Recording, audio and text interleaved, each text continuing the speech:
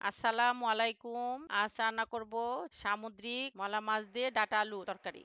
প্রথমে তেল দিলাম, প্যানটা গরম হয়েছে, আলুটা একটু ভেজে নিব। ডাটার মতো করে চিকন চিকন করে আলুগুলা কেটেছি, হলুদ লবণ দিয়ে আলুটা ভেজেছি। ওই তেলেই ডাটাগুলা দিয়ে দিব। ডাটাগুলো একটু ভাপ দিয়ে নিয়েছি, একটু লবণ দিব।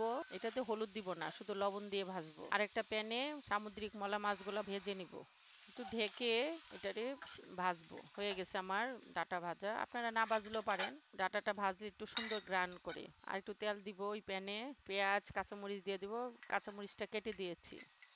পেঁয়াজটা হওয়ার পরে পেঁয়াজ বাটা 1 চামচ, রসুন বাটা 1 চামচ, হলুদ দিব আধা চামচ, মরিচ 1 চামচ, ধনিয়া আধা চামচ, লবণ আধা চামচ, যেহেতু আগে লবণ দিয়েছি। পানি দিয়ে কষাবো।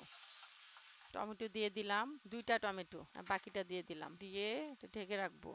অনেকক্ষণ কষাবো, কারণ যেহেতু ডাটা একটু টাইম লাগে সিদ্ধ হইতে। গরম পানি দিয়ে দিলাম, আপনারা ঠান্ডা পানি দিতে পারেন। গরম পানিটা দিলে তরকারিটা তাড়াতাড়ি সিদ্ধ হয়।